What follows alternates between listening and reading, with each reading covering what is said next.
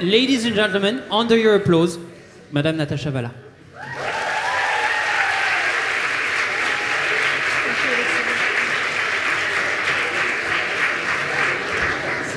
Good evening, everyone. It's really a pleasure to enter the amphitheatre and having this applause. I mean, I've never seen that. Benjamin should know I've never seen that. I've never heard that. So thanks to everyone for being here. I'll just say a few words because I know you haven't come to here to listen to me. You have come to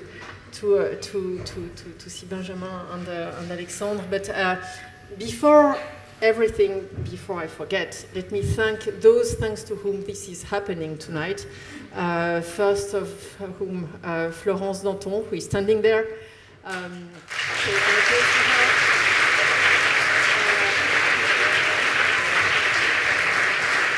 But also the team of the school, because they've been all those hands, those people whom you come and meet when you start to be a bit down in the term and the winter comes, and they've been working hard as well. So Florence has created those Rendez-vous de la Création, which to us means a lot, to us at the school means a lot, because we're not only a school of finance, we're also a school of creativity, a school where you learn to work in the sector of creative industries.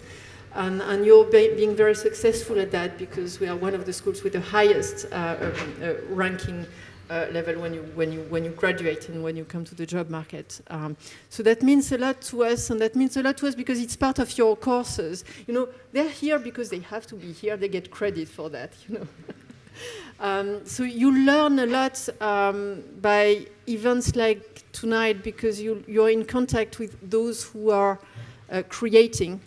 But those who are creating in the real world, so they have to run a business, they have to create, they have to make their art happen, and I think this is really the meaning of what we'll do today in the dialogue with Alexandre, who has been with us for a number of years now, and who makes those Rendez-vous de la Création so lively and so welcoming.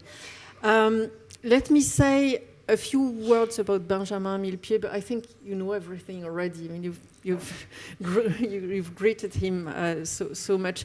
I was almost late coming here because I was dropping my son, who is 9 years old, at the conservatoire at his cours de danse, and he wanted to come, but I told him he was too young for this crowd. So next time you'll have to come back.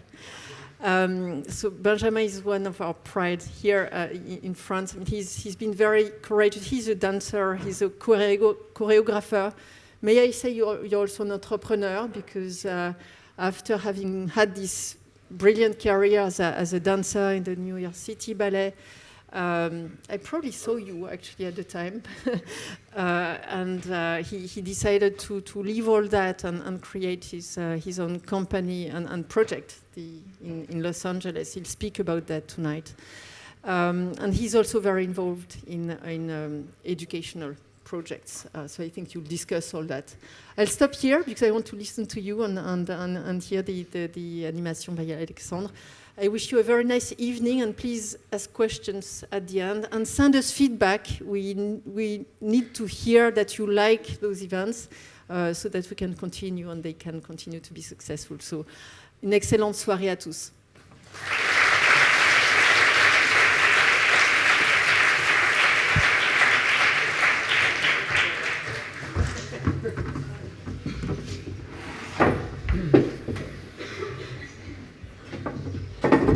I just heard from Laurent Fabius. He thanks you a lot. Bonsoir à toutes et à tous. Hello to you in Chapsal with us, and to all of you who are following us online on the different campuses. Welcome to this season's very first Rendez-vous de la Création. J'ai bossé celui-là. As Natalie was, Natasha, sorry, I just got fired. As Natasha was saying, these meetings are meant so that you can talk directly to creators, because your jobs will be to either help them create or create the context in which they will create if you don't create yourself. So we're here to discuss, but you're not here to listen. You're here to be part of that conversation. This will take place in two very, very simple moves, or mouvements. First, I get to ask questions to Benjamin Millepied, because that's my job, which is pretty cool. Then you get to ask questions, and I'll ask the boring questions. Monsieur Millepied has been promoting his new show. He probably has answered every question I will ask him about 25 times in his life. So I need you to be creative at the end. I need you to take the huge opportunity that you have to ask directly questions to Benjamin. Are you cool with that? So at the end, we have two microphones. You just sort of raise your hand. We'll pass them along. You know, it's quite easy. Bonsoir, Monsieur Millepied. Bonsoir. Since dancing is an art of space, I figured we could have a conversation following three different spaces. There are three concentric circles, if you will. We'll start with the inner space and the personal sphere, how you create. We'll move into the scenic stage, you know, how you approach the stage itself. And then we'll move to the urban space and the surrounding scene to see how you want to connect with the communities that are around you. So let's start with you, very first circle. Your mother was a dance teacher. Your father was an athlete. You had a dance studio in your house for a very long time. Have you been dancing all your life? Yes, I would say that's the case. But most importantly, I was born in France, but I moved to Senegal when I was only a few months old. So I actually had the approach that I think African children have to dance, which is part of life. So, you know, we lived in Dakar next to a very famous family of drummers. So that was really drumming and dancing in my childhood. As any child, you walk, you dance. And I think that was a very, very, very impactful, because my desire to move was this really celebration of life, as they do even in places where life is very difficult. You find these communities dancing and playing music and celebrating each other, and so that was the beginning, and I think it's stayed with me to this day, and it's impacted how I've approached everything. And do you still find the same joy? It's your livelihood. It's what you've been doing. Do you still hear a beat and go, this is the tune? Yeah, if there isn't the sheer sincere expression of life in a dancer, or it doesn't count. So I think ultimately there's so much truth in the raw expression of the kind of dancing that I was a part of as a child. So yes. You still went to a very formal education as a dancer. There's a path that dancers have to follow. You were trained in Lyon at first with the late Philippe Cohen, and then in New York City with Jérôme Robbins. You quickly became a dancer at the New York City Ballet, where you were named principal dancer, which in French we translate it to danseur étoile. How, when you were a dancer, how would you approach a role? What was your thinking? You played in extremely famous ballets, and when you dance a ballet, when they're not a creation, you get into a line of famous dancers. How would you approach that sort of heritage? Well, the company that I chose, going from really African to modern dance to starting ballet when I was 11, I think, and with good teachers also, who kind of, didn't kill my, as ballet can be taught very much like gymnastics, really didn't kill my enthusiasm or the quality of the response that I had to it. I chose a company that was the New York City Ballet, and that was a conscientious choice. I saw films of New York City Ballet when I was about 14 years old. I was already in Lyon in the Conservatoire, and it's not something that I could probably explain very well in words at the time, but I knew that the response to music, because we're talking about ballet is really an expression of music, and the choreography is it's so linked to music that you have to, it's how you express it, how you connect to it, and that choreography felt completely right. It just felt really beautiful. The dancers felt free and had different personalities, and so I made that choice that I wanted to go there. And I had already, it's so interesting to say now, but I could have gone and auditioned for the Paris Opera School. But there had been a documentary on television about the Paris Opera School that seemed so terrifying that I didn't want to go there, because I was afraid of this rigid kind of approach, what you could see, how strict they were and how tough they were, and that had nothing to do with what I was experiencing or how I wanted to experience it as a child. And I was, I guess, stubborn enough, or what I knew, that this wasn't for me. And so I did everything to get to that school. I auditioned for the summer course, and I was 14, went to New York and saw the company dance there, and it was exhilarating. I mean, so basically, to respond to your question, the kind of ballets that he created were much more, in general, abstract ballets. They were his response to music as a choreographer, and of course, even when you have two people on stage without a story, you have a story, and so there's always a kind of story between how you respond to each other to music in his ballets, but it's a very much how he, as a master choreographer, I always say, like, there's Bach, there's Einstein, there's Balanchine, it really was on that level, the kind of genius that he had and how he approached choreography.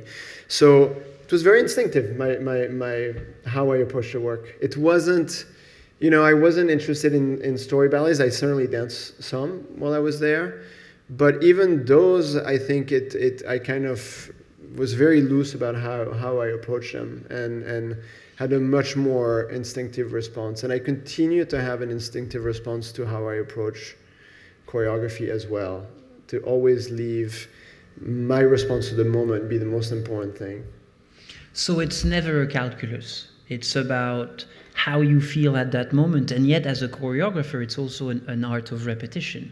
So how do you balance the two, this idea of instinctive movement repeated over time? Well, there's also, I think there's also, one of the things that's difficult with ballet is that the difficult technicality. That's maybe the one thing that you have to really approach in a very, very, actually thinking in a very smart way, is how you get through these things, how you get through a variation with a beginning, a middle, and an end. The way that you would phrase, writing, the way that the rhythm of things, and how you kind of connect the dots in a way that gives the audience this journey that has a satisfactory ending. Maybe that's the thing that you think you focus on the most. And your question again was? The question was, you said it was always about you feeling the movement in the moment. Yes. And my question is, how does that play when night after night after night you have to do the same movement over again? Well, I always say to my dancers, I don't want the same performance from one night to the next. I think the point is that you do have a kind of, you rehearse and things become second nature, but you're going to respond to what's happening in the moment and how you feel that night. Actually, I love to do that the most. Sometimes they were ballets that you could kind of express a joy and sometimes a darkness, and depending on how I felt on the day. I remember it was a variation in Dances at the Gathering, which is the second variation, which is a really virtuoso jumping variation. Sometimes I love to approach that variation with the kind of brio and joy, and sometimes the kind of a very dark, and it depended on the day. I think that's important. I think sometimes it's also the audience feels different. You don't know why. You arrive in the theater, you're on stage, and for whatever reason, the atmosphere is very different. You feel great. They're not going to applaud very much that night. You don't know. It's, things are alive on both sides. You have the orchestra, you have the audience, and you have the stage. And so it's great to keep things alive. You have to. At the New York City Ballet, you were a lead dancer, the principal dancer, and then you also became a choreographer. How natural was that move? Did you feel like the two were just a continuation of each other? Well, when I first started to dance as a child, I was making dances. So it was, my link to dancing was, directly linked to creating, making a child making a painting, or I was responding to music and I would, lock myself up in my room and play a track that I loved, and I would create. Which were? Actually, that was really funny. I just saw that Léo Ferré went to Sciences Po, and there's a Aragon song that I loved that I remember making in my room, and there were lots of others, but I always choreographed a little bit, and I knew that that's something that I wanted to fully focus on, and it became very tricky because the day that I became a soloist, I wasn't a principal dancer yet. I went to the director of New York City Ballet, Peter Martins, and I said I want to choreograph, and what I didn't realize is how much I wanted to choreograph, and how really when you're trying to dance on that level and you're soloist and you're going to become a principal dancer, the two things aren't really compatible, because dancing in a classical company on that level is like you have to be a Ferrari, and you have to be in class every day, and you have to have a lifestyle and a certain lifestyle and take care of yourself and be completely dedicated. And my mind was being creative in other ways, and so it was a hard actually few years where even by the time I got promoted, I had just sort of months of great dancing, and then I would just go choreograph, and I would come back and it wasn't so great, and managing both was difficult. But it was a natural, it was a part of my my vision for myself, my dream. In this vision, you sort of not changed arts, but as a dancer you express yourself with your body in space. Mm-hmm. As a choreographer, you have to express yourself with other people's body. So now as a choreographer, when you approach a piece or when you want to create, how do you do that? Do you write for a specific dancer in mind, for a specific type of body, for example?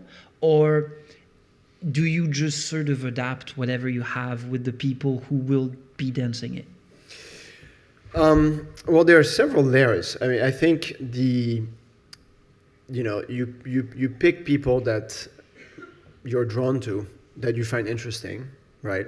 All of my dancers in my company are really fascinating. When you're a freelance choreographer, you arrive at a company and you look around and you sort of find people you're drawn to for whatever reason. You find them mysterious. You want to get to know them. So then it's this work of living sculpture. Like you come in with your ideas, but they're inevitably shaped by the person you have in front of you, even immediately. Like you're not just making, in the way that I choreograph, I really create all the steps. There are many different ways, but inevitably they're shaped by the person that's in front of me. And then what I love is seeing the incidents, the things that happen in the studio, the way a dancer is leaning, and some are more creative than others and might start to kind of flow out of things you give them, and you create the choreography this way. There's a really famous ballet by George Balanchine called Serenade, and there's all these women that open the ballet, and this formation that is very beautiful, this triangle, and they dance, and then eventually they come back to it, and then there's a woman who, once they're back in position, crosses the stage and arrives and finishes the formation, completes it, and it's the most beautiful thing. And the reason that's there is because that woman arrived late that day at rehearsal. So it's the kind of, I think, being in the moment and paying attention to all the magical things that can happen is really, really important. And the dancers are really, everything. And it's the beauty of it. It's the beauty. I always say that for me, it's all about the moment and making the work. Once it's done, it's done, and it's beautiful to have the life and to see the dancers on stage dancing it beautifully. But it's that moment, that time when you go every day and you're consumed with what you're doing, and you think about it at night and you dream about it, and you come back and things change and you don't know what you're making, and you're afraid the first day you go in, you think you're never going to be able to start, and it just does, is really magical. So it means that the company that you now lead, that you founded, and we'll talk about that, is not just composed of technical dancers. They're not people that you will select just based on their ability to dance. I've heard that actually when you recruit them, they barely do dance. Yes, they do. It's true. I loved. I think I can tell if a dancer is great in about 30 seconds at this point. But I'm more interested and I get to know them as people, and I spend a lot of time talking to them. and getting a sense of their personalities and their curiosity and before I hired them. And yeah, most important, I mean, it comes back to this thing where you want people who are you're drawn to for,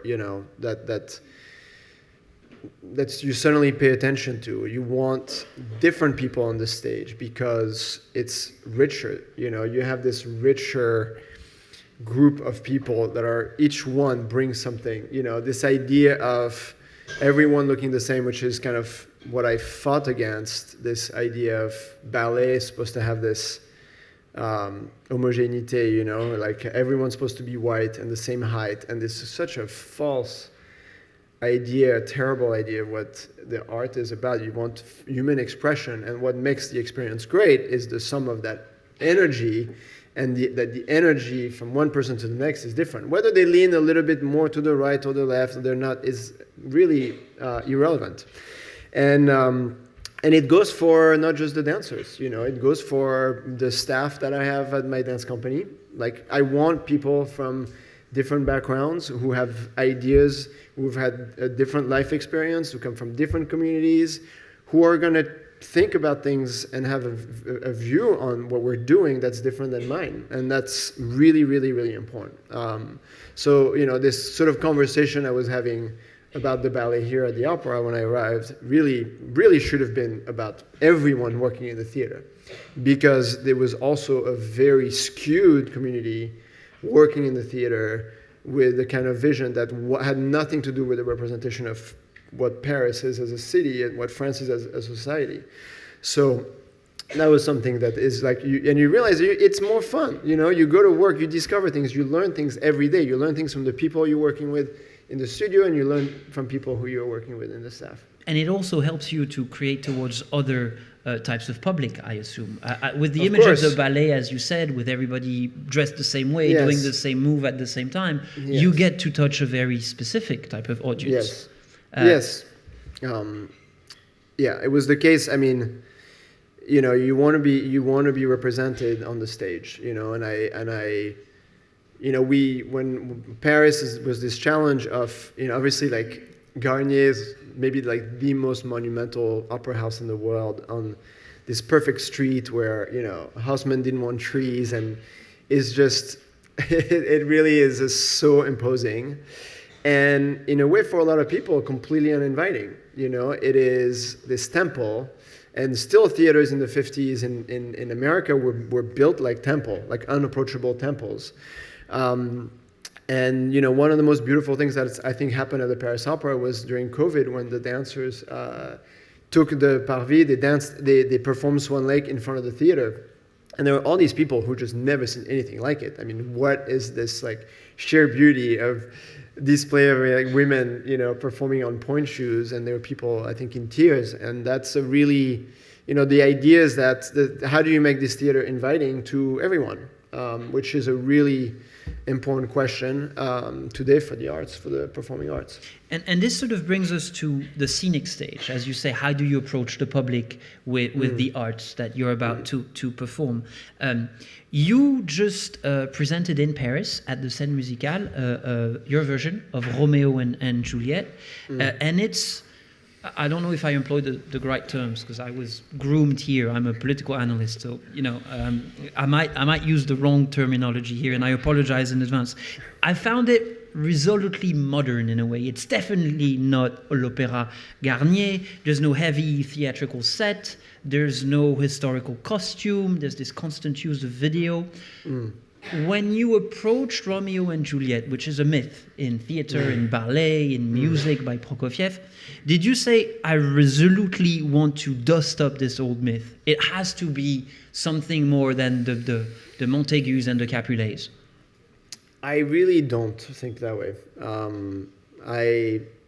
I have to say one thing about that is my when you say there's no sets, and that, my biggest friend, honestly, is constraints. I love nothing more than having,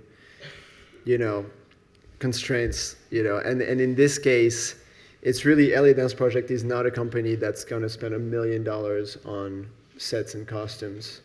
And what I'm probably the most proud of about this production is that we sold, 11 shows, 35,000 seats, with 16 dancers, with 25 neons, one screen and one camera, really, and spent very little, But that's what I had to come up with, a solution with the money that we had in that space, which is totally cavernous, impossible to visually fill. It's meant for rock concerts.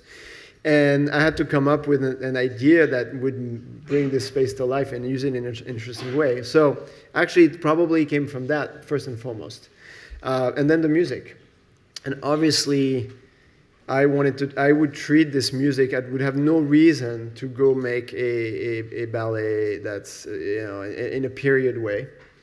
None of these ballets, maybe, I wouldn't be interested in the ones that I have to do in a period way, but this in particular felt like I want the dancers to look like it's actually timeless, right? So they're wearing clothes, it's not kind of undescript, they're modern, but you create a world, so it's timeless. And then, you sort of keep what I felt was, I didn't want to do the whole, I knew I couldn't hold 2 hours, whatever the score is. And I made this version that I call the suite, which is a suite that I try to do something as coherent as possible musically. And retain what's really most important about the story and the betrayal and the murder and the love story, which, you get if you see the production, and you still have this emotional response that the music and the story can give you. Which means that as a choreographer, you take care of course, the artist, the stage and their movements, but also the score as well. So you did cut into Prokofiev's I did. Music. Yeah. You arranged it yourself. Yes, I did. And it's not the greatest cutting job I've ever done on the score. There's some that I like the way that I've rearranged some things, but it works. It works. There's also there's lots of innovation in that production. One of them is a rotating cast, right? Which means that depending on the dates you get to see the production, Romeo and Juliet are either played by a female and a male artist, or 2 male artists, or 2 female artists. Was it very obvious for you that Romeo and Juliet today would have to display the diversity of love that people get to experience today, as they had probably in the past, which was harder to show? Was it completely obvious, or was it more of a statement? It definitely was. As soon as I thought of making Romeo, and I thought, why does the first cast have to be a man and a woman? Why? Oh, because it's always been like this. Which, by the way, that's now an answer for me, because when I had an issue at Paris Opera, we had a company meeting, and the answer was so often, because it's always been this way. Just like, give me an argument, give me a reason, but don't tell me because it's always been this way. So, you see people, have this sort of response. No, it clearly, I felt that it was natural to. And the point is to keep the name Romeo and Juliet, but to have it with different couple. It just seemed totally natural to not just say it has to be a man and a woman. Like, what gives me the right to say that Romeo and Juliet has to be with a man and a woman? Really, as a first cast. Like, especially, I mean, I grew up in the dance world. I have a company where, I have dancers who, just have different orientation, and I have really, like, just my environment, my family, and so it's actually, it was I didn't realize that it would be so complicated for some people, but really for us it was normal. And you said it was complicated. What was the reaction? Because when you see that people are now arguing about whether or not a mermaid, which means a mythical creature, should have an official color, you get a sense that some people might have issues with adapting myths. I'm trying to be extremely polite here. What were the reactions for you when you said, look, this is just going to be a rolling cast, and there are going to be 2 female artists, 2 male artists, and a couple? No, I mean, or a actually, male and a female artist? no, the theaters are, it's interesting. The theaters and theater directors in general and the performing arts people are very excited about it. And so people demand, actually, we want you to open with the women or, the men or... People choose whether... Yeah, people choose like the theater directors. And no, I mean, it's what's most interesting, I think about the problems that people have with like looking at two men kissing or looking at two women kissing, because the thing about the production is that it's I let my dancers really represent how they experience love and physicality with another being without putting any kind of don't go this far, don't do, so it's a very realistic representation, and it's characters you meet in the flesh that then become movie characters, and so you become very close to them, which I think does something someone could really write an essay about, because I think that does something interesting to your psyche and how you relate to the characters. So it's very, and it's, not that there aren't probably many choreographers and theater directors that have done this, but on smaller stages. The reason it was such a big deal was because it was more in a more mainstream presentation with 3,200 people. But it's interesting to think that people have had a hard time watching it. I know that it was all kinds of responses. They were just, young kids who would come and be so excited about it and would argue with their parents afterwards, or, men would come with their wives and wanted to live in the middle of the show, had no idea, which I think is all very amusing, honestly. I had I had the people in front of me, the man I had the chance to see the two male artists perform, and at the very beginning, so that people understand what they're seeing, because some people have a hard time apparently, the dancers stand underneath their names. So you have Romeo and you have the dancer, and it's written Romeo, and then you have Juliet, and you have a dancer, a bearded one, as that. And my neighbor in front started scoffing. He was like, "Are you sure?" How was the reaction also in the ballet communities? You talked about the artists. I'm talking about, a bit more about the institutions, because after all, it's perceived as not a very necessarily modern world. You talked about the conformity. You talked about the training. I believe that it was just recently that there were brown dancing pantyhose and points as well. So how, what was the echo of your creation within that world that you know so well? Well, I mean, the United States can be a very progressive and really also not progressive, but I think this movement has started. I mean, the issue that I was having with Bayadère, which was the painting the children in blackface, was something that was over in the United States in the 1980s. So it really was. I didn't feel. Again, I'm more independent now, so it's not like I created this production but I don't. It would have been encouraged by the press. It would have been, in the United States, I still would have gotten a lot of support, had I done it in Texas, I don't know, or Florida, but yeah, I really felt that it was normal. I didn't think it was some, trying to be controversial or anything like that. As you just pointed that there's a sort of a mixed art environment in your new production. What's very striking is when you enter the stage. So you have the stage where they perform, and just sort of above them there's a huge screen, and the screen is completely part of the show. In fact, almost, I didn't count, but half of the show takes place on the screen. And what you get is that the dancers are filmed as they dance on stage with different views, and also backstage and even outside the theater. So what led you to this sort of mixed, I don't know how you would call it really, mixed arts presentation. What led you to say, all right, I'm going to use the screen and I'm going to, as you said, film them in a very intimate way. It's not as a documentary. We're not seeing things from afar. You really follow the dancers and their moves as they go. Right. I mean, probably like years of experimentation with it. I fell in love with the camera in the early 2000s and started to make short films.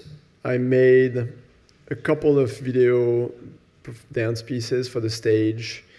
One where I played with that idea. There was live cameras and there was off stage and on stage and over the head and all those things. And there were good things about it, and also, it's very difficult because you have two things going on simultaneously, and the complaint to most people who go watch video in theaters, like, I don't know what to look at, there's too much going on, it takes away from the attention. And the goal is always to create something that is a single experience, right? And one thing has to bring something to the other. And I mean that when you're just creating dance to music, they have to really, the choreography can't be self-indulgent or too, just in a way, like there are some choreographers who almost are too clever, and you forget the music, and the two of them have to really come together as a single experience. So it's the same thing here. So I played with these ideas over the years, and then what I think was kind of an interesting breakthrough is when in 2017 I took my dancers to Marfa, Texas, to the Donald Judd Foundation, which is really incredible, one of the great art spaces in the world.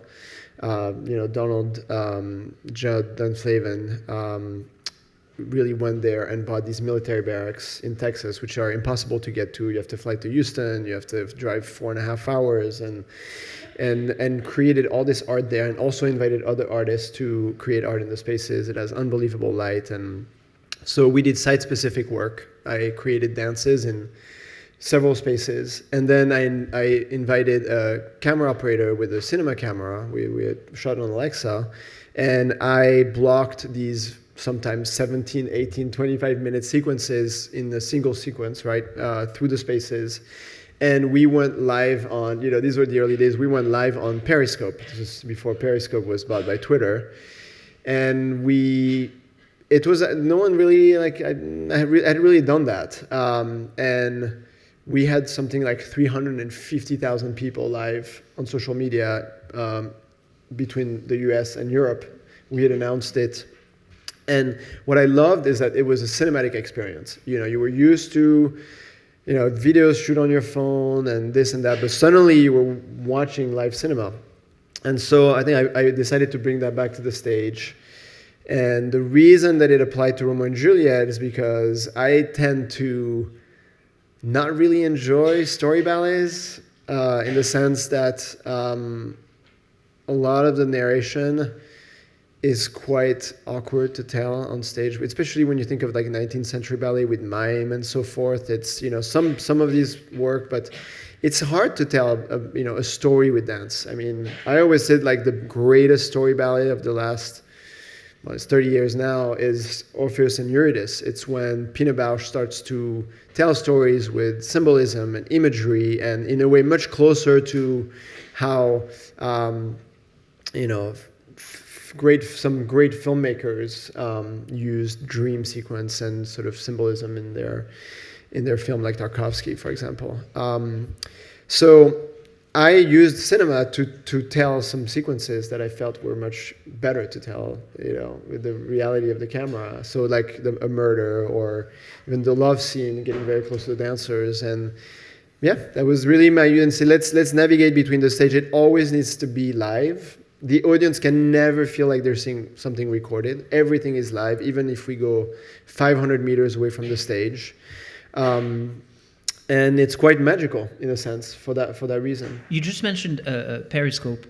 I don't even know if you know what Periscope was, but the way you shoot these movements and the way you project them does have a sort of a social media feel to some of it, the Yes. way you frame them and the way you light them especially. Yes. Is it also because you want to create some sort of new format that would touch another type of audience than people who would go to the Paris Opera Ballet and watch Romeo and Juliet in a tutu? Is it because there's some TikTok moves to it? Well, I mean, the thing in Periscope was the first platform where you could have live video, and really it was before, you know, it was before it happened on, you know, then on Instagram and on Twitter and all those things. So it was quite magical when suddenly for the first time you could, you know, log on, and actually I used it the first days at Paris Opera. I would go live on Periscope and people could see from all over the world.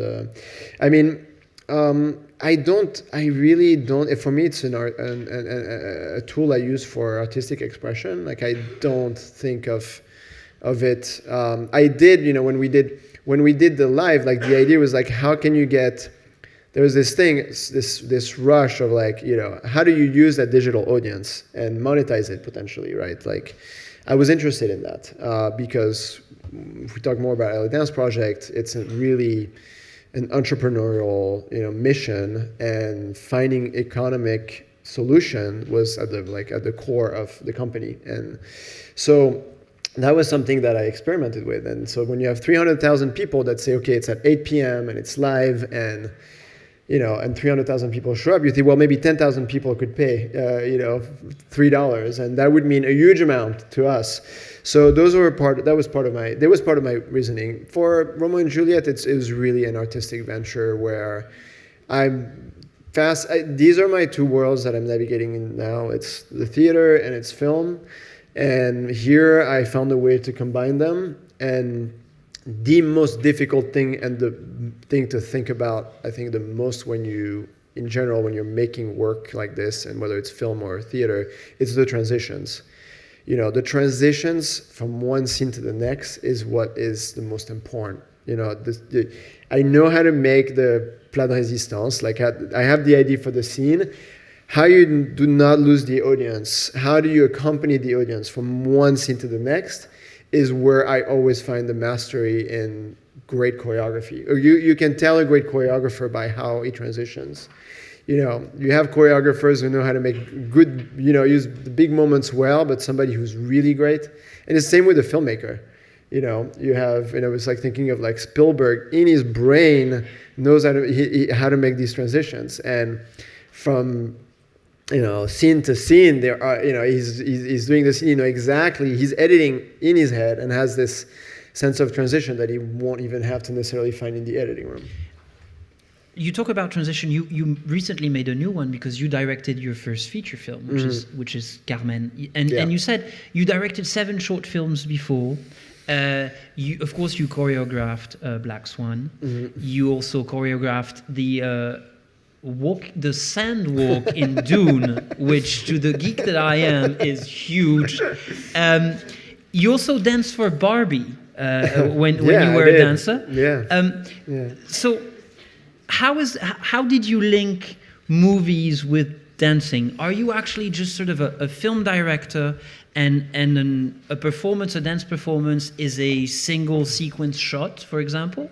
No, or is it not the same thing at all? I think the cinema really comes from photography.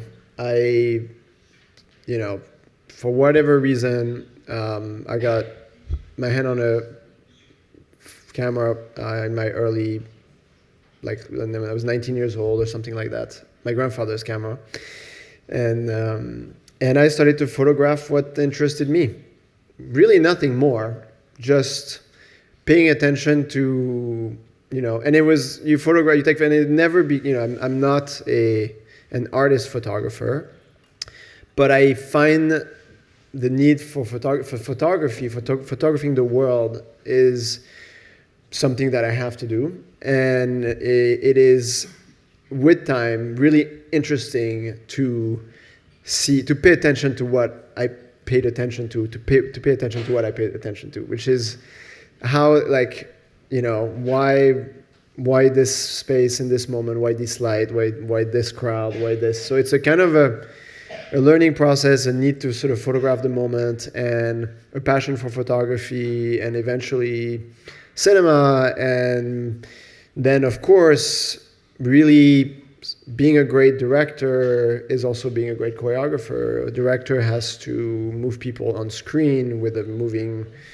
element and can enhance, the movement of the actors with the camera, or decide that this camera is still, and that, and so and actors express yourself through their bodies, and then you have lighting, which is already part of photography, but also part of theater, and you can create this atmosphere. It's also a very, you can control the eye of maybe for someone who always has the proscenium stage and has to create, the same thing, I don't know, to have the camera is like one big degree further controlling the eye of the spectator and say, I'm going to look on this detail, or I want this scene to be shot from the back of these, just all these more choices. And then I would say that there's the intellectual challenge of filmmaking, which is, okay, like I have had for 20 years this luxury of expressing myself in this very sometimes subconscious way of, I have a desire, a piece of music, and I go in the studio and it's really liberating and free. And then with filmmaking, you're like, okay, this subject is interesting to me. Why is it interesting to me? And how do I tell a good story out of it? So the intellectual process now I find really necessary in this moment in my life. And exciting, and it's also more fascinating collaborators. I would say that, I went to boarding school when I was 13, became a professional dancer when I was 17.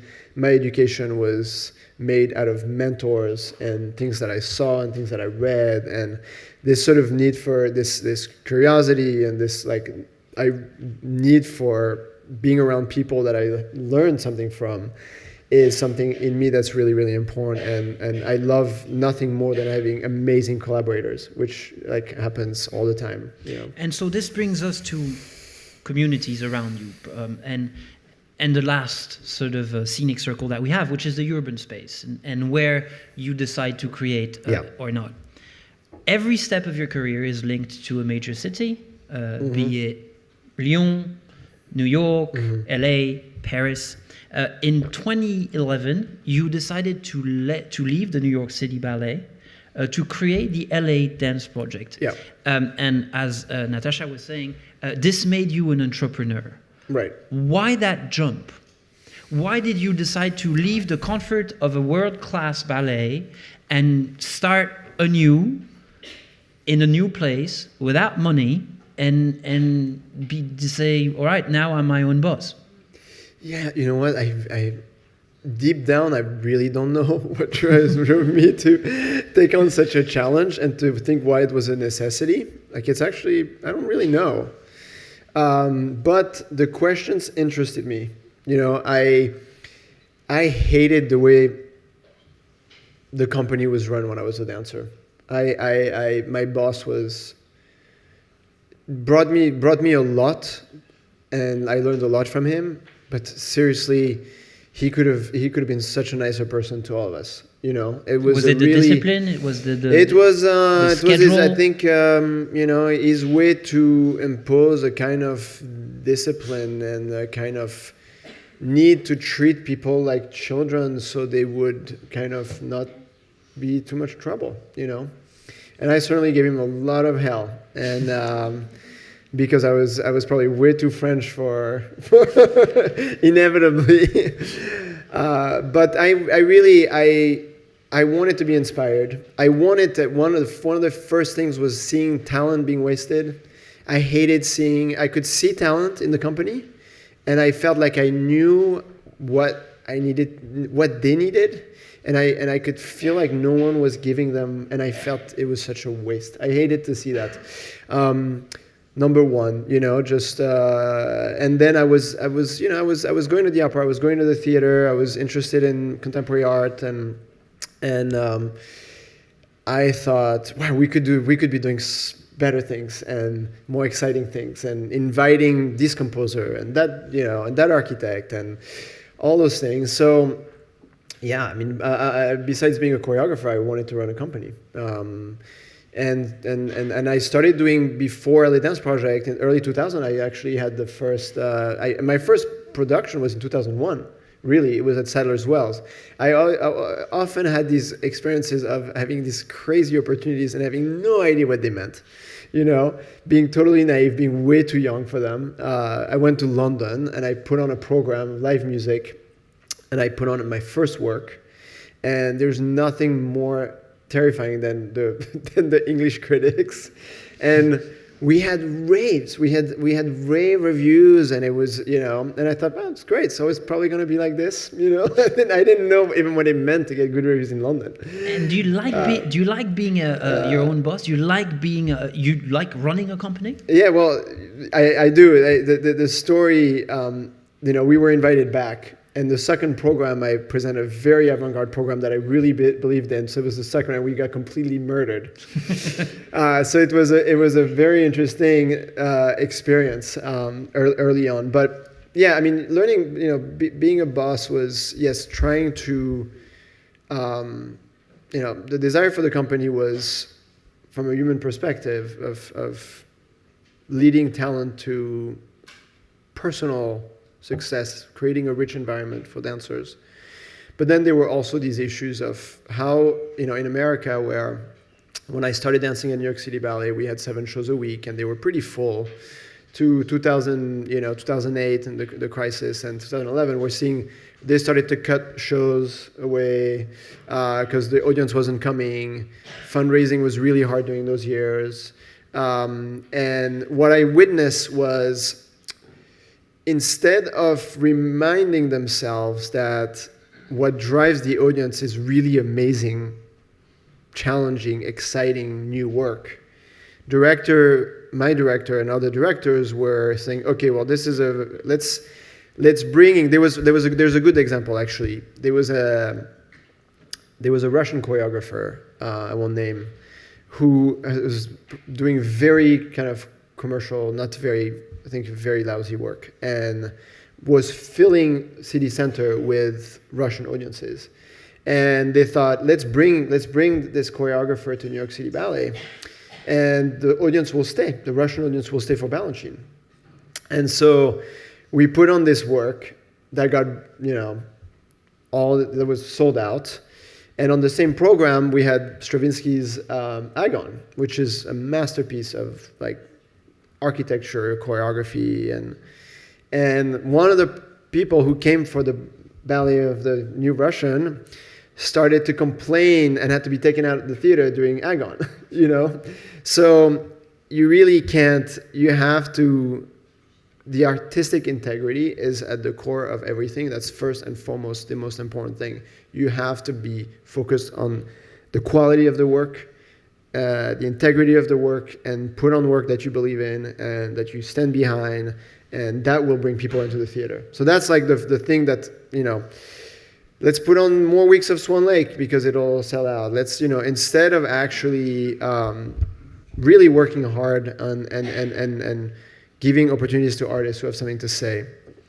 So going to LA was, you talk about falling in love with the city and photography. I mean, that was the case. Like, I fell in love with Los Angeles, and I knew that there was, every dance company historically had failed, started companies and shut down, and projects were either too ambitious or it's not the right moment, not the right people. And so I thought, great, let's go and make a dance company in Los Angeles, which was totally, just a huge bet. And my experience was the beauty of starting something new where you get to experiment.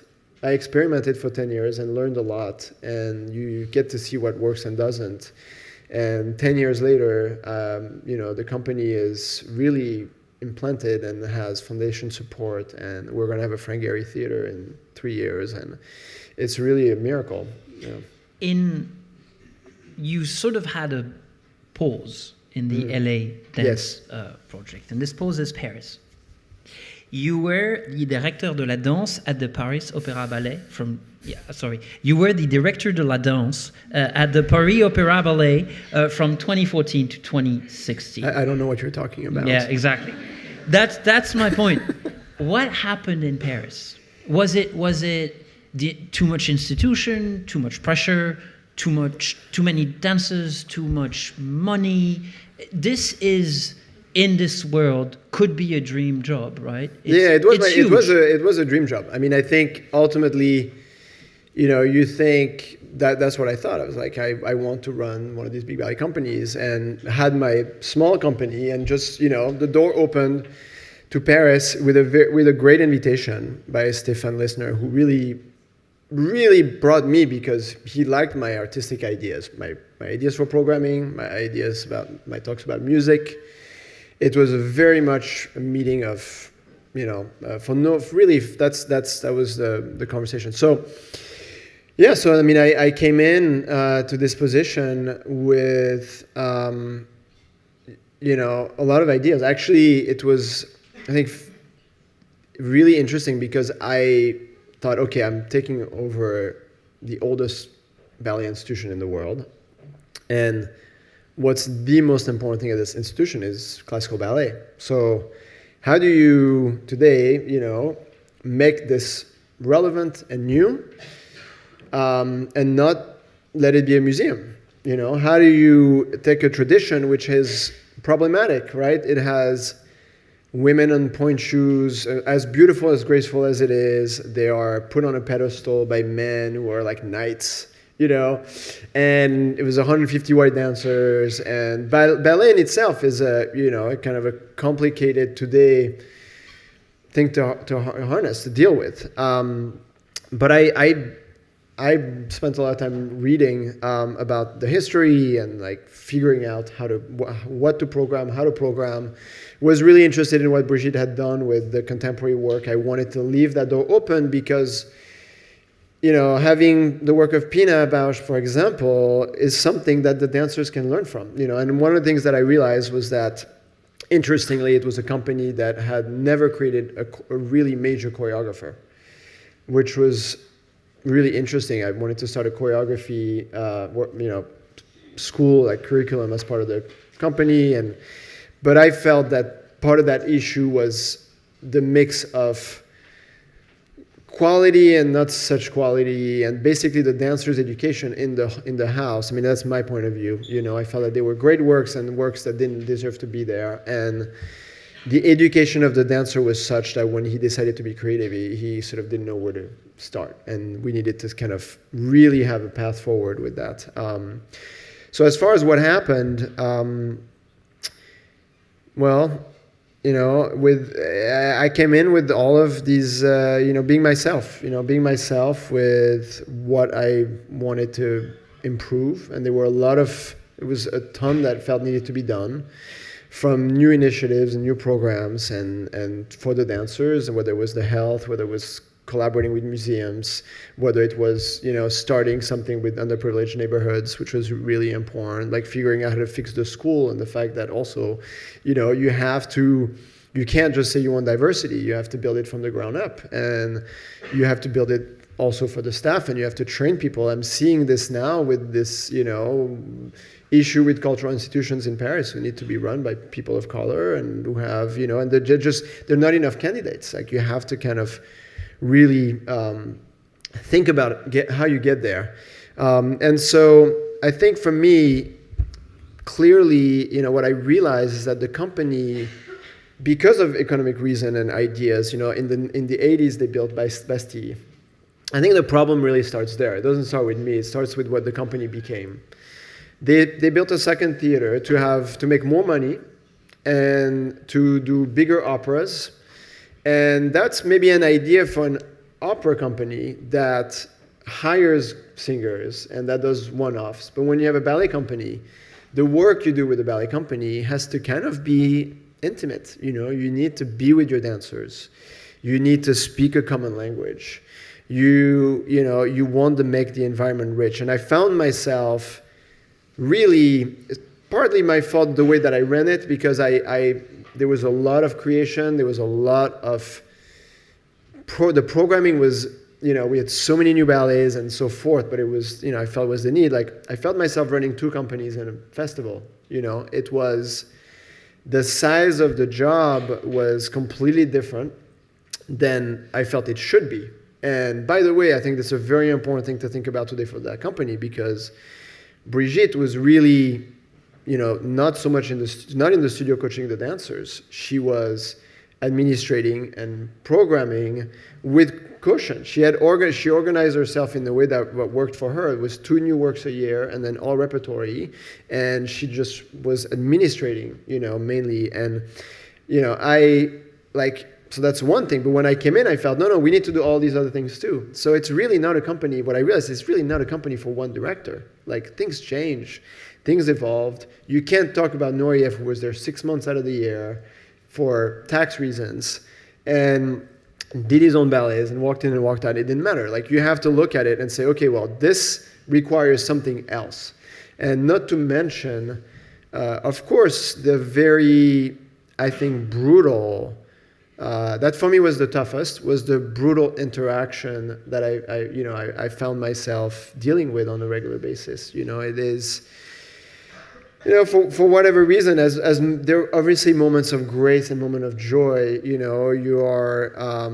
there's inner fights within the theater and a lot of anger, and sometimes for good reasons. I mean, when I arrived, my staff, which did the equal thing as this opera staff, was way underpaid compared to the opera staff for no reason. Well, except that the opera is run by the opera director and you're the ballet director, you're underneath.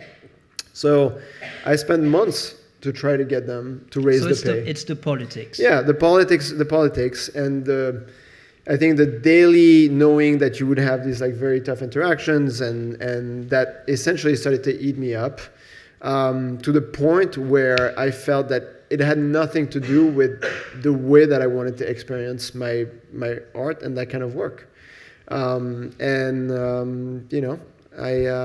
left. Yeah. I have 2 last questions before they have lots of questions. You just mentioned how ballet was hard to harness, and yet it had to be more in tune with the societies it happens in. So be more diverse, be more inclusive, be more welcoming to other gazes, other bodies, other languages. Another major issue that we all have to deal with now is mitigating the effects of climate change. Right. And I know that choreographers have started to take actions. Jérôme Bel, for example, does not move his company by plane anymore, and he actually operates over Zoom when he has to direct in Korea or Japan. Yeah. Rachid Ourandan, who now runs le Théâtre de la Danse, le Palais de la Danse, said that he would work in close ecosystems. How does that impact your work? Well, what's a green ballet in a way? Well, I mean, I think, again, the company, to quickly go back, because I think it's important. What changed me with Paris is that I realized when I was making this programming and everything was the importance of focusing on the community, on the artist, on what was to develop the art from within. Because, and that's going to come back to the environment and ecology, but essentially all the great moments in the arts were moments where people were together, whether it was Black Mountain College, whether it's the Ballet Russe, whether it's even, it was the greatest moment in Paris Opera is the Romantic era, where the writers and the choreographers and sat together. And with globalism, and we had this moment where the companies would just bring in a visual artist from this country, and and in the end they didn't really talk to each other, and it really makes a difference. You want to focus on the people that are there and enriching your community and focusing on the space you're in, and that is really what's made LA Dance Project incredibly rich, whether it's the underprivileged neighborhood work that we do, and welcoming the thesis choreographer from the universities, and really, and so that already changes the way that you run things, because it's local, and of course, when you start to think about the environment, LA Dance Project now is completely, reassessing how things are done, because we're a small company, we're have the ability to completely reassess and change what we do. So it obviously traveling is a big issue if we tour, so that the company can potentially just like only fly to Paris and then train around Europe, or not, just. We're faced with, for years with we would go wherever we were asked because of financial need. We'd have to take whatever tour. Now we're no longer in this place, and you can get support for these issues. So it's a really good time to even think about offsetting when people travel with their cars to LA Dance Project to see shows in LA, like offsetting their trip to the theater and so forth, like all of it. There's no way to not engage in this issue, and that it shouldn't be actually at the core and the beginning of what we're doing. You're now putting on new shows as well. Romeo and Juliet closed on the 25th. Yeah. After, as you said, I think it was 11 dates that were completely sold out. Yes. In a massive room. Yes. You'll soon present a new show. It's called Be Here Now. It will be at the Châtelet. And you will also dance yourself at the Théâtre des Champs-Élysées in 2023. Don't remind me. Which is something you haven't done for a while. So does that mean that you and your family are back in Paris? That's my last question. We're sort of, we're here. Yeah, we're here. Yeah. Okay. Yeah. That was just my last question. I don't know why you're all laughing. That was my last question. I actually have a last question. Going back to the stage yourself. Yeah. How do you feel? How does that come? Because as you said, it's an athlete's training. Yeah. No. I mean, I think it's a necessity.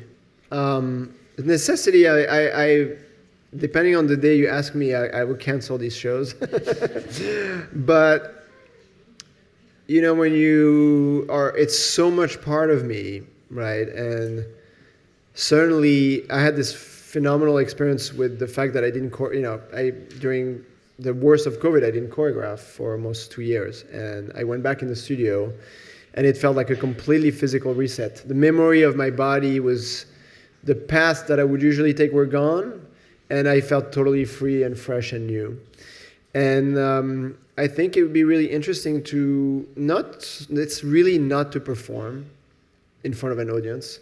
I really, the routine of that I'm totally over. I over with. I mean, that's why I stopped when I was 32, like the routine of getting ready every day and the performance. And it's more to create and to kind of reappropriate this dancing body again one more time, You now have two opportunities,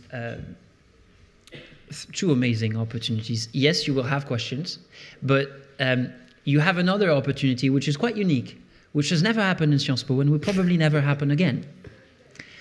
We have a sort of how could we say, a custom here at the Rendez-vous de la Création, which is that our guests create something live. And as I totally forgot about that. Yeah, I'm here to remind you of that. And as Monsieur Millepied was saying, his art is moving bodies through space. We're just gonna get some questions now. But so you can think about it. But here's what's gonna happen that has never happened in the history of Sciences Po. Have you ever done a wave? Yeah. You've seen them in stadiums. You're gonna be choreographed by Benjamin Millepied. Somehow. Yeah. In a couple of minutes. Yes. In a couple of minutes, you will be choreographed by Benjamin Millepied, which is something that if you do not put it on your resume, I do not understand what the resume is about. But first,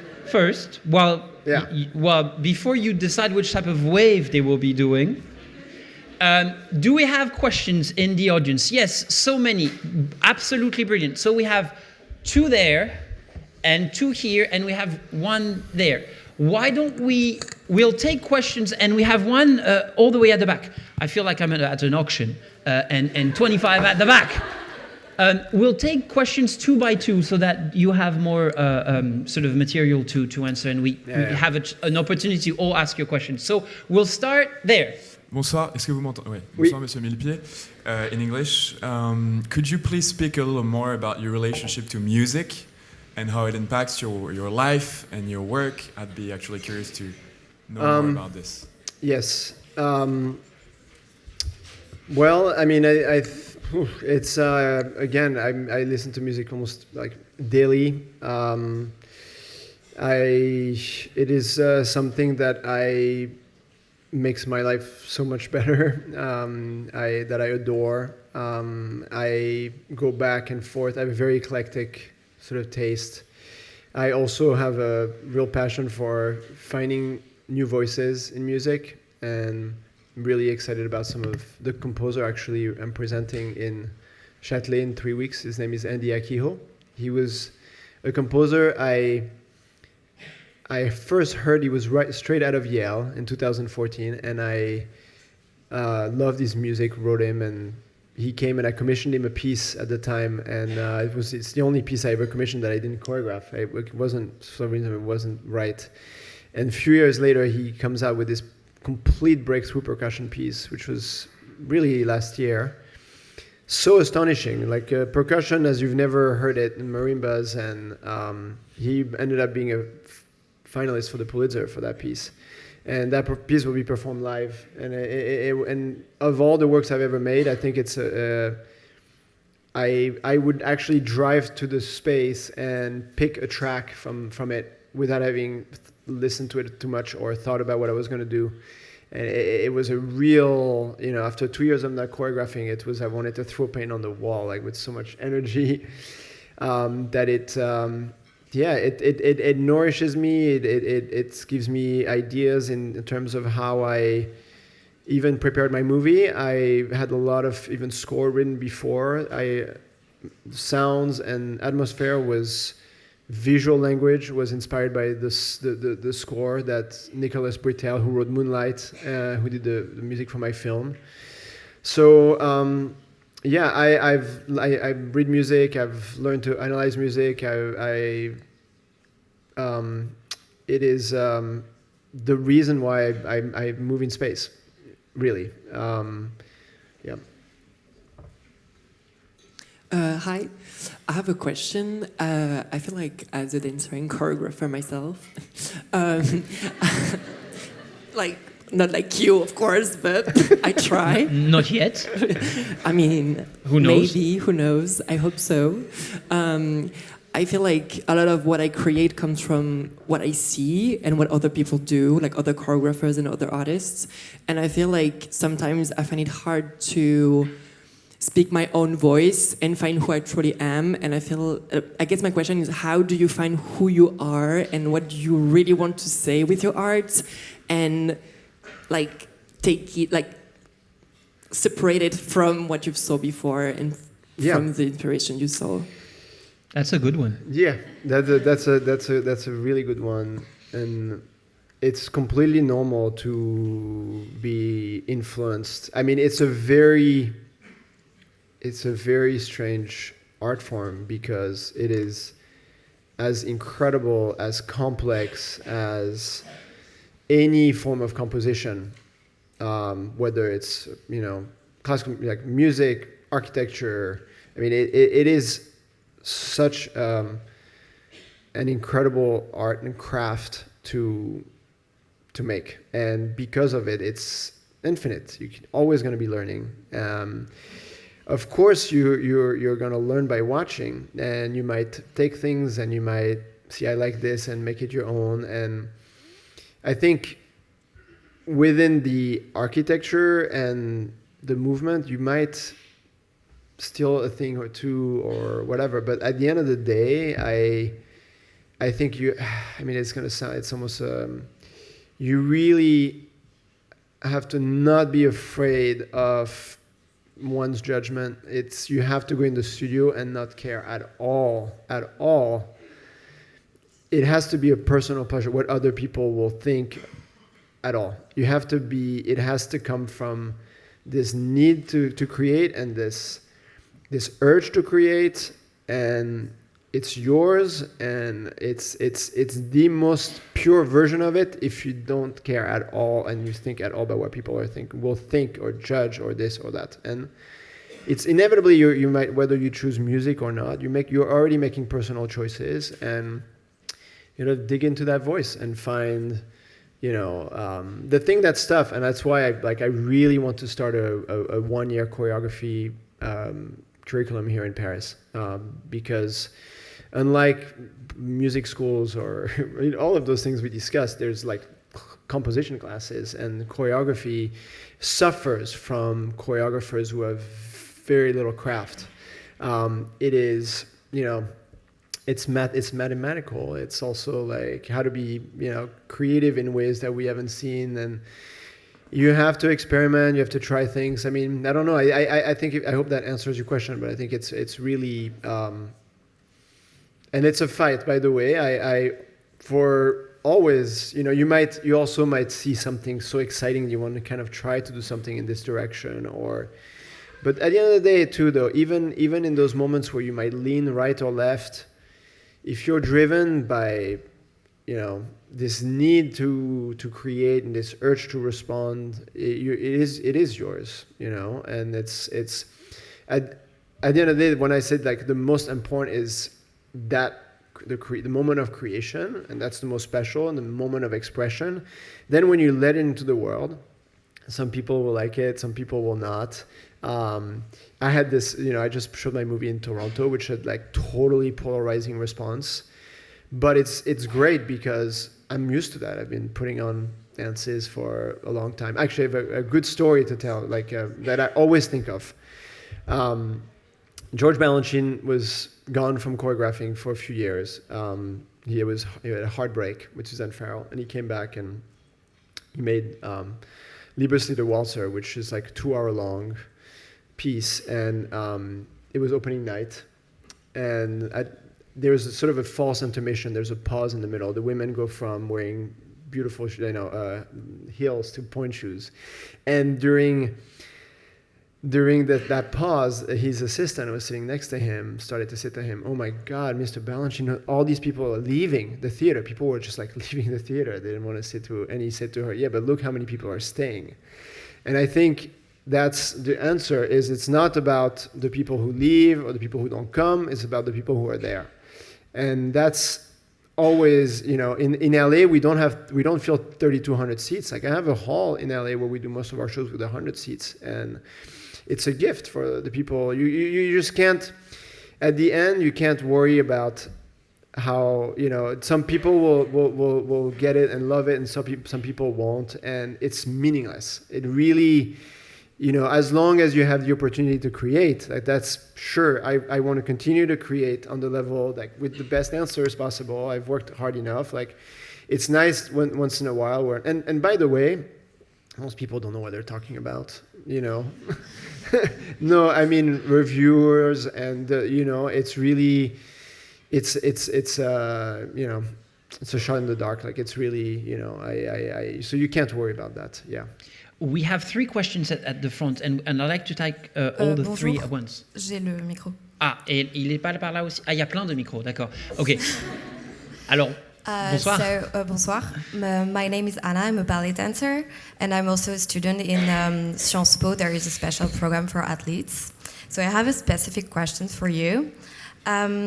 I would like to know your advice about the place of the woman as a choreographer in dance world, because we are more ballet dancers, like female, but actually choreographers, we don't really know. Can you repeat the question? Sorry. I would like your advice about the place of the woman as a choreographer in the dance world, because there's not a lot of women. The best are women. I mean, in ballet, but in contemporary dance. Both, like dance world. Well, in contemporary dance, I mean, the best are the women, I think, working today. I mean, really. I mean, I'm presenting 3 women at the Châtelet next month. Pam Tanovitz, she's brilliant, who had the breakthrough kind of moment in her career in later stage. Madeleine Hollander comes from the contemporary art world, but was a dancer and works with bodies. And then Bobby Jean Smith. I think I don't know. I think there's actually a lot of women. I think in ballet it's much more tricky because the way that women were kind of represented as not necessarily these normal, like strong individual personalities and kind of put on a pedestal, and it was kind of a really an environment of men run by men, and in ballet but ballet is problematic in general in the world today, and the new work there's not enough of good work, and there's none, and that all comes from generations of uneducated people. It's uneducated beyond ballet, just having artistic culture education, which doesn't exist in ballet. But I think women are I think there's a huge amount. But would you have some sort of a specific advice for young women today who would want to become choreographers themselves? Well, the same that I would, I think it's you have to learn to study and analyze the work that you see. Ultimately, it's about seeing as much as possible and have a critical eye, and forming some kind of an analysis and learning from it.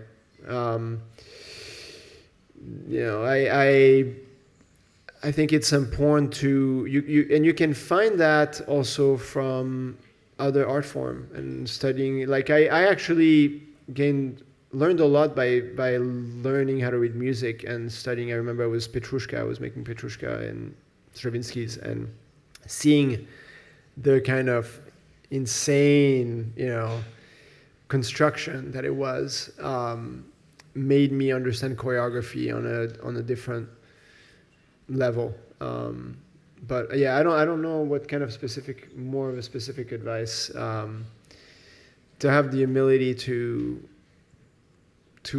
know that it's a craft. You kind of, like any craft, you always have something to learn, and it's an exciting time to create. It's an exciting time because really you see artists responding to so much to society and all that is going on, and have a need to create and a need to be voices to challenge with subtlety, modern subjects, and it's a great time to be an artist, I would say. We have 3 questions at the front. We'll take the 3 at once, if you please. So, Miss, go ahead. Hi. First of all, thank you to both of you for this time. It was really fascinating. I wanted to come back to the way dance is taught and thought today. I'm an assistant choreographer at a way lower level in a tiny school, dance school in my hometown, actually. And we see a lot of talented, passionate, and very, very creative dancers going to dance schools and coming back to us crushed, and their creativity and not their talent but their passion completely gone because of that experience. And what are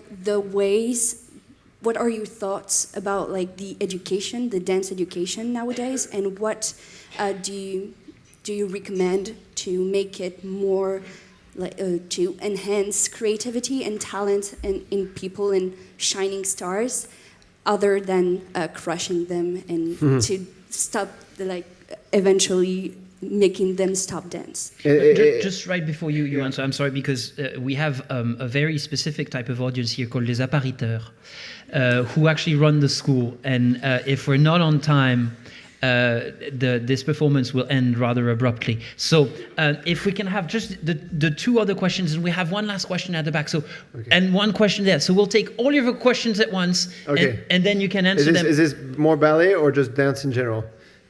Dance in general. Okay.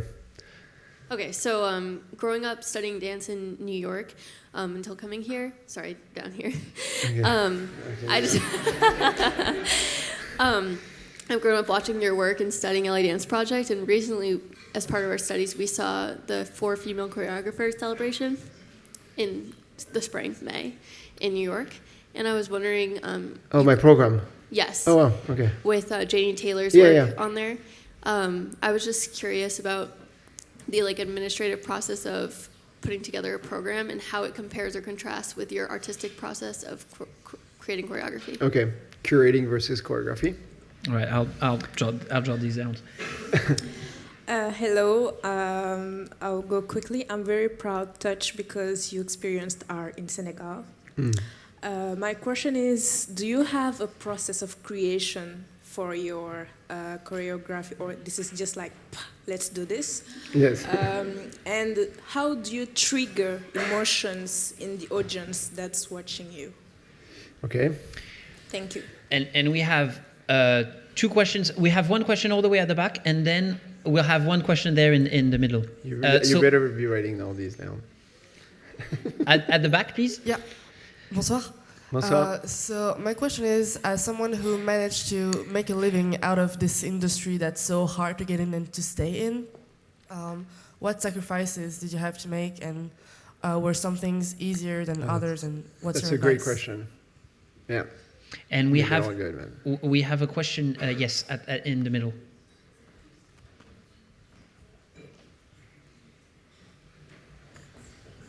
Hello, thank you. And my question was, you talked with a lot of respect and curiosity of your dancers, and I was wondering, how is the relationship that you have with your dancers when you don't work with them anymore? Like what? Like when I'm not there, or just. Like the Paris Opera dancers. Like that's hard. Or other dancers, but how do you, because dancing with people is very intimate also. Yes. So I'll start. Can I start? Is there you can one? start. Yes, yeah. I have. So I'll them start with the right. sacrifice one, because I think it's really important. I'm not really, to some extent, willing to make sacrifice, because, and that's part of leaving Paris Opera, would have been to make a sacrifice, because I know that as an artist who has to program, as an artist who has to create, my life has to be fulfilling. And that means I need to spend time with my family. I need to be able to see the world. I need to be able to think. I need to be able to read. I need to be able to be fulfilled. And if you make this sacrifice of and it's really would have been to not do any other thing, I would have been very unhappy and I would have done terrible work. And at the end of the day, I actually think I'm quite, I really draw a boundary with trying to not, because my happiness is what will make me want to create, what will inspire me, so I tend actually to be pretty hardcore with that and make sure that I'm fulfilled, because otherwise nothing happens. I don't have the energy to have a company in LA and while I'm in Paris. Yeah. We had a question. It sort of relates to one of the questions we had. So how do you not crush that passion when you educate people, or when they teach them dancing? It's a really, I don't know why you would. I mean, and how, dance, first of all, it's such a strange, it's a strange, and it's not, because in a way, everyone should have the opportunity to move in space and experience movement, experience a different physicality than just being a human being, because it is incredibly good for you. And it's something that is really a celebration of life and all those things. And I think you celebrate people and their differences and their personal expression. And so it's bewildering to me that people would misbehave but I'm sure you've all been in classrooms with people misbehaving. It's the same thing. Teachers really hurting your confidence, and I don't know. I think you learn from that, but the thing is the people that are the strongest will thrive and be able to make it. And it's the sink or swim quality. That's kind of what I hated about my boss in York City Ballet. It was like, okay, some of the ones that have the emotional package to survive this will make it, and all the other ones who need a different kind of care won't. And they're just as talented. So that's really frustrating. But I think it's an art. It's of psychology too, to give people confidence. I always, and I've said this in interviews, but like when I hire the dancers, I tell them, they come from a school, so they are, in general, they want to see they want to have a kind of a father figure and be told that they're great and all these things. And I do none of that, because I tell them, no, I already love you. I've hired you. You're great. Yeah, you already, you don't have to show me, like, there's no more audition. You're here now. Just we'll work, and when we work, take in everything that you get, that you find exciting, and do the same thing with every other choreographer that you work with. And what happens is that the dancers tend to gain a kind of self-confidence quickly. Oh yeah, like this is who I am, and like it's accepted by the person that's in front of me. And the more I'm myself, the better. And there's a kind of just a confidence, that and it was very clear from the moment we started the company. We had dancers out of school, and they were within a few months, they on stage looked like they had been dancing for 10 years. So that's, I can't, How does that relate then to the people you've danced with, or that have danced for you and that no longer do, which is one of our questions? This bond that you create, yes. What happens to it afterwards? No, I mean, when it comes to Paris, I think it's tough. It's been tough coming back and seeing some of them and being heard, like, some of them that I saw, like, we miss you, and being so happy to see them, and having a real kind of, because there's nothing more, I mean, you talk about new choreographers, it's the same with dancers. There's nothing greater than finding talent and giving it an opportunity to blossom. Like, it's the greatest thing. It's really, and it was the case of Jenny Taylor. You mentioned her, choreographer. I've watched her be creative for years in other forms, and I thought, why don't you choreographing? And like, here's a piece of music, and make it. And then she made a piece, and it was great. It was like, make another one. It was great. She went to New York. She had a great review in the New York Times, and she'll continue to make work. So it's an art of I think, noticing talent and figuring out how to get it to give it the right platform, and it's the same with dancers. And certainly the ones that I don't dance with, I would say my dancers at LA Dance Project really know me. So like right now I'm not there for a few weeks, and again, some other choreographer, but they're adults, like they take care of themselves, and they love it when we're, and it's maybe better I'm not there all the time too. And I try to put people in front of them that have something to give to them that will make them grow all the time. So as far as the administration, or, I think curating is something that I battle with, because I love it and I sometimes want to do more of it. But yeah, I can't do everything, and I do it for the company, and that's, the most I can do.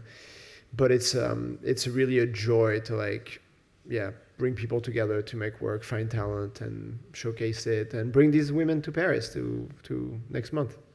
And how do you sort of make? You should hear from them the advice, by the way. We should do a Q&A at the Châtelet. We'll do it.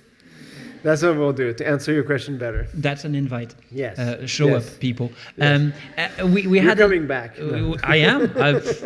With pleasure. We had one last question, which is, as a choreographer and a dancer, how do you approach the audience to make sure that they feel something? How do you create these emotions? You can't. You don't think about that.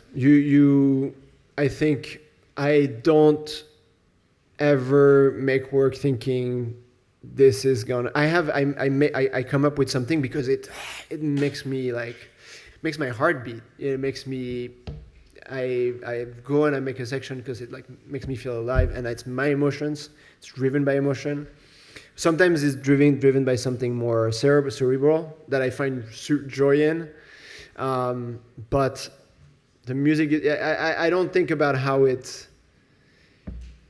I'll watch the performance and realize that my transition's not that great, and I need to fix it. I fixed the piece every night almost, of the 11 shows that we did in Scène Musicale. So every time I tweaked something that made it better. So I will experience the piece with the audience and make some changes. but everybody tends to have different responses to things. That's the beauty of it, I think, is what people take away for one another, you know, their own response and their own journey, and that's the magic of it. Like I really hate talking about the work ahead of time and explaining it, and sometimes it's helpful for people, you know. We had this whole process with the movie, which you have to like kind of like write production notes and do it very carefully to kind of like, you know, lead people into a certain direction. It was really more about the critics who read it before they write the reviews. But I think it's nice when you're experiencing art without thinking too much, and you let your emotional response guide you. You know, I think a lot of abstract paintings would be really, really boring if you tried to, like abstract expressionism, you try to intellectualize it in the moment. It's really a moment of, I think, a gesture of human expression that needs to be have an emotional response, a spontaneous emotional response. And talking about spontaneity, you see where I'm coming with this? Because it's about to be the end of this masterclass, which means that this is the moment where you get to beef up your resume, people. What would you have them spontaneously express? Okay, so we're going to do something very simple. You guys are going to choreograph. I'm just directing. So how about, why don't you give us one movement from your chair? Okay, and it could, just one movement. Anything. Okay, great. So can everybody do that? Right. Okay, one. That's one. Okay, now can you give us a movement, please? Yes, anything. And you can stand up, whatever, it doesn't matter. In one count like that. Okay, great. So it's 1, 2. So it's left, right. So can we put them together? You go and 1, and then we go left, right. Okay, great. How about in the pink turtleneck, right there? One movement. You! Yes! Anything, stand up. Actually, I'm not going to choreograph. I said I wasn't choreographing. Anything. Yes. Oh, a turn. Okay, so here we go. 1, 2, 3, and 4. All right. Now, you've seen Michael Jackson spin. So I expect a Michael Jackson spin. I don't know if you have the room. As elegant as possible. You have one count. Can we do that again? And 1, 2, 3, 4, 5. All right, I give you 2 counts. 2 counts to come down. Should I get a beat? Yeah, you could. You could get a beat. Okay.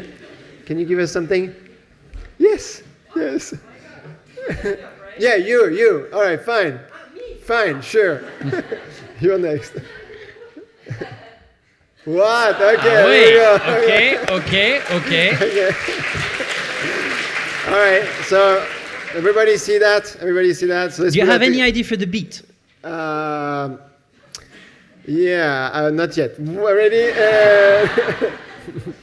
1, 2, 3, 4, 5, 6. Okay, good. Yeah, it's gonna be. We could be struggling finding a beat. Okay. 1, 2, 3, 4, 5, 6 is a good beat as well. No, it works. Yeah. It works. I have to tell you, people, it looks good. Okay, it's your turn now. We continue. Yes. Yes,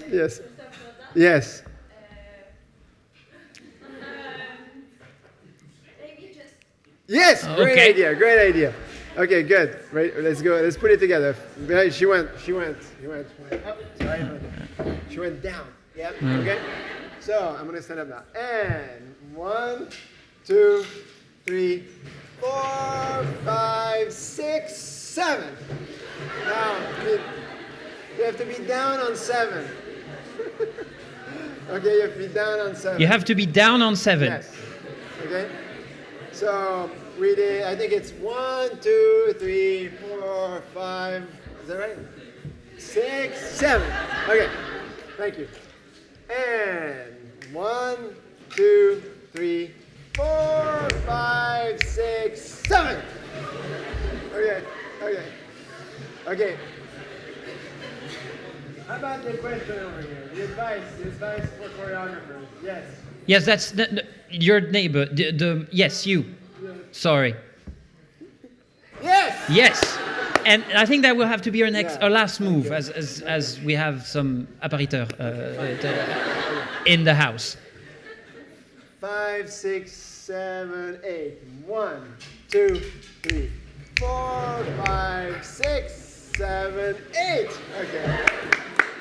All right. Wait. We gotta do it one more time. Okay. I gotta film it. Wait, it's not over. We're gonna do it one more time, and you are gonna be live on Benjamin Millepied's feed. Yes.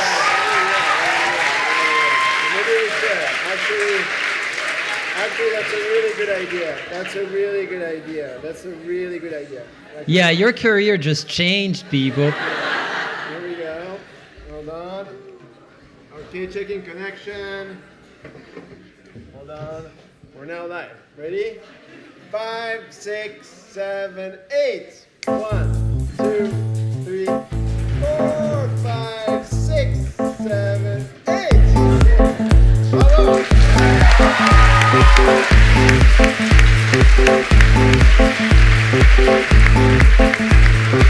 Mesdames et messieurs, Benjamin Millepied.